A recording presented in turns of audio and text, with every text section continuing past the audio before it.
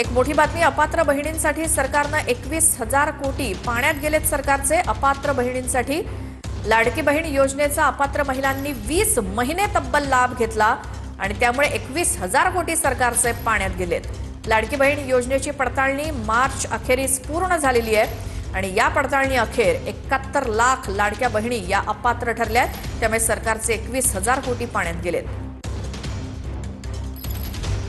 ठीक आहे, त्या काळामध्ये काही लोकांनी योजनेचा गैरफायदा घेतला असेल तर शासन शोधून काढतं.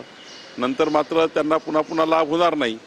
पण आता त्या काळामध्ये आपण मोठ्या प्रमाणात योजना लॉन्च केली. त्या काळामध्ये चुकीच्या पद्धतीनं नाही करायला पाहिजे होतं, पण काही लोकांनी घेतला असेल तर आता पुढे त्या अपात्र झाले असेल तर पुढे लाभ मिळणार नाही. की हे सरकार फक्त मतासाठी राजकारण करतं, आमच्या लाडक्या बहिणींना सुद्धा फसवतंय.